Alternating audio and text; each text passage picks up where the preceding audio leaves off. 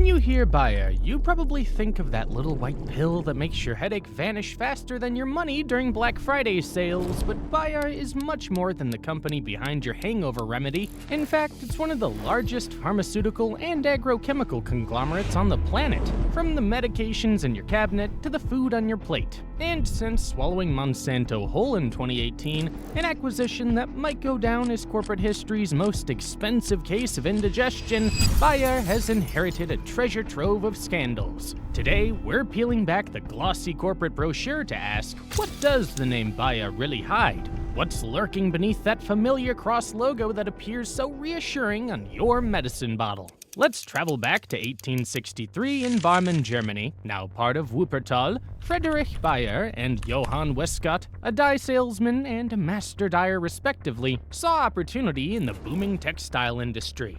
Their vision was to create synthetic dyes that could replace expensive natural ones. In other words, Bayer began to help people fake it till they make it, creating artificial colors for the masses. By the 1880s, Bayer had expanded into pharmaceutical research. But their big break came in 1897 when Felix Hoffmann, a biochemist, discovered how to create acetyl salicylic acid in a chemically pure and stable form. The company branded it aspirin, quite possibly the most successful drug of all time. Interestingly, around the same time Hoffmann was working on aspirin, he also synthesized another compound, diacetylmorphine.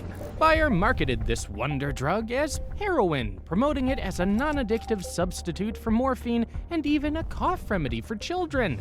Yes, Bayer was essentially the old opioid crisis pusher, selling heroin as family medicine. As World War I approached, Bayer's chemical expertise found new applications. The company became deeply involved in Germany's chemical weapons program. Fritz Haber, often called the father of chemical warfare, worked closely with Bayer to develop chlorine gas and other chemical agents that would devastate Allied troops in the trenches. When the war ended, Bayer faced international pressure. The Treaty of Versailles forced the company to surrender its foreign assets and trademarks, including the rights to aspirin in many countries. In 1925, Bayer joined with 5 other German chemical companies to form IG Farben. This merger would eventually lead to one of the darkest chapters in corporate history. As the Nazi Party began to rise in power in the 1930s, IG Farben, with Bayer as a key component, became increasingly entangled with Hitler's regime.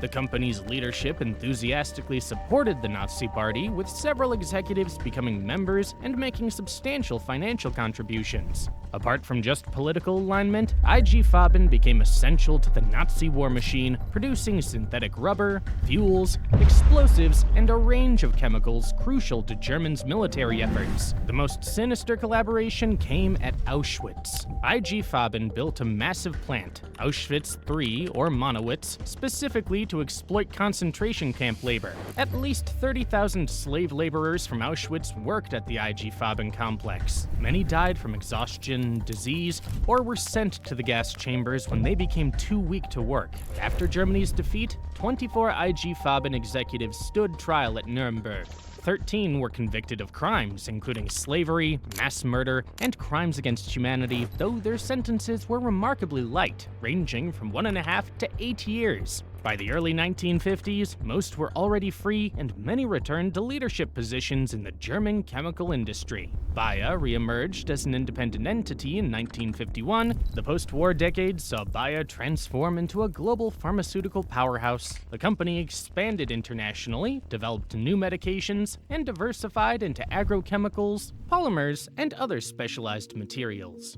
The 1970s and 80s were a time of rapid expansion for Bayer's pharmaceutical division. In the early 1980s, as HIV was first identified and tests were developed to screen for the virus, a horrifying problem emerged. Much of the blood supply used to create factor VIII was contaminated with HIV. By 1982, there was mounting evidence that AIDS could be transmitted through blood products. By 1983, the CDC had warned that plasma products should be heat-treated to kill the virus, but what happened next is where our story takes a truly disturbing turn. Internal Bayer documents later revealed that the company continued selling old, potentially contaminated factor VIII stocks in Asia and Latin America even after developing a safer, heat-treated version for the American and European markets. A 2003 New York Times investigation found that in Hong Kong and Taiwan alone, More than 100 hemophiliacs contracted HIV from Bayer's blood products. In total, thousands of hemophilia patients worldwide, including many children, were infected with HIV through contaminated factor VIII. When confronted, Bayer claimed it was simply following the regulations of each country, essentially arguing that if local authorities didn't demand the safer product, the company had no obligation to provide it. The company eventually paid millions in settlements, but for many victims, it was too little, too late. Many died before seeing any justice. You might think a global scandal involving infected blood products would make a pharmaceutical company extremely cautious about product safety going forward, but apparently that lesson didn't quite sink in. Fast forward to the early 2000s when Bayer acquired Conceptus, the maker of Assure, a permanent birth control device consisting of metal coils inserted into the fallopian tubes. Marketed as a non-surgical alternative to tubal ligation, Assure was implanted in more than 750,000 women worldwide, but problems quickly emerged. Thousands of women reported severe complications, chronic pain, heavy bleeding, allergic reactions, and migration of the device, sometimes perforating the uterus or other organs. Some women required hysterectomies to remove the fragments. Despite mounting complaints, Bayer continued to defend Assure was safe and effective. The FDA added a black box warning in 2016, but Bayer only pulled the product from the US market in 2018. Around the same time, Bayer was facing growing litigation over its Yaz and Yasmin birth control pills. These third-generation contraceptives contained drosperinon, which studies linked to an increased risk of blood clots compared to older pills. By 2020, Bayer had paid nearly $2 billion to settle roughly 10,000 lawsuits related to blood clots, heart attacks, strokes, and gallbladder diseases allegedly caused by these contraceptives. Yet despite these settlements, the company continues to maintain that the available scientific evidence does not support claims of increased risk. But Bayer's biggest legal nightmare was yet to come, and this time they would actively seek it out by acquiring a company whose name had become synonymous with controversy. In September 2016, Bayer announced it would acquire Monsanto for the eye-watering sum of $63 billion, the largest all-cash acquisition in history at that time. On paper, the deal made strategic sense. Combining Bayer's chemical expertise with Monsanto's seeds and traits business would create an agricultural juggernaut spanning the entire farming value chain. Bayer's then CEO, Werner Baumann, called it a perfect match that would then help address the enormous challenges we face in agriculture. What he failed to mention was that they were also purchasing a company so notorious, a company whose name inspired protests worldwide, and whose products were banned in multiple countries. Monsanto had pioneered genetically modified crops designed to resist its own herbicide Roundup, glyphosate. This business model created a lucrative cycle of dependency. Farmers bought Monsanto's patented seeds, which required them to also use Monsanto's chemicals, which they had to purchase year after year because the seeds couldn't be legally replanted. Mounting research linking glyphosate to cancer, specifically non-Hodgkin's lymphoma.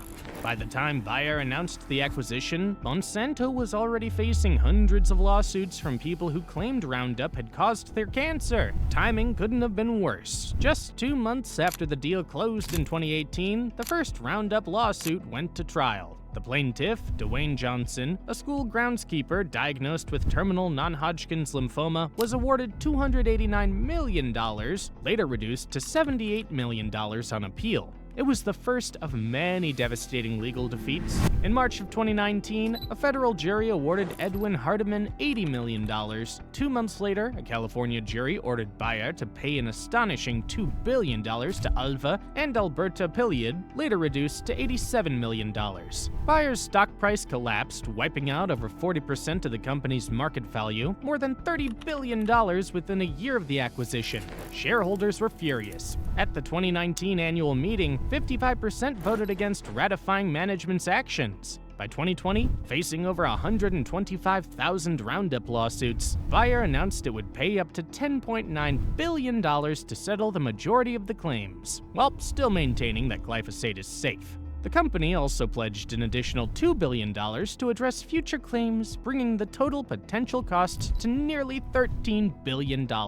For context, that's about 20% of what Bayer paid for Monsanto in the first place. just to clean up one of the many messes they inherited. And the legal troubles weren't limited to Roundup. Oh no. Bayer also inherited lawsuits over another Monsanto herbicide called dicamba, which has a tendency to drift into neighboring fields and damage crops that aren't genetically engineered to withstand it. In February 2020, a jury ordered Bayer to pay $265 million to a Missouri peach farmer whose orchard was damaged by dicamba drift. Let's not forget the PCBs, toxic industrial chemicals manufactured by Monsanto until the 1970s that thrive, requiring ever-increasing chemical interventions. This leads to what ecologists call the pesticide treadmill. As insects and weeds inevitably develop resistance to chemicals, farmers need more potent formulations or cocktails of multiple pesticides to achieve the same results. Since the introduction of glyphosate-resistant crops in 1996, glyphosate use has increased 15-fold globally.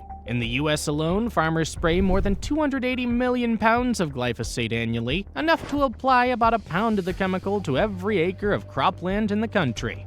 Meanwhile, resistant superweeds are spreading. At least 48 weed species worldwide now show resistance to glyphosate, forcing farmers to use additional herbicides or return to more intensive tilling, negating many of the claimed benefits. And what about the promise to feed the world? While global agricultural production has indeed increased, food security experts increasingly recognize that hunger isn't primarily a problem of production, but of distribution. Poverty, and food waste. We already produce enough food to feed 10 billion people, yet nearly 800 million still go hungry. Studies by the UN Food and Agriculture Organization have found that agroecological approaches, which emphasize diversity, reduced chemical use, and local knowledge, can be just as productive as industrial methods while being more resilient to climate shocks and more accessible to resource-poor farmers. But these approaches don't generate recurring revenue from proprietary seeds and chemicals. They don't fit the business model of companies like Bayer, which spent $2.4 billion on agricultural R&D in 2022, primarily developing new GMO traits and chemical formulations rather than exploring ecological farming methods. So, here we are. Bayer, the company that simultaneously develops cancer treatments and sells products that may cause cancer. The corporation that produces medications to treat the very environmental illnesses its agricultural division might be contributing to.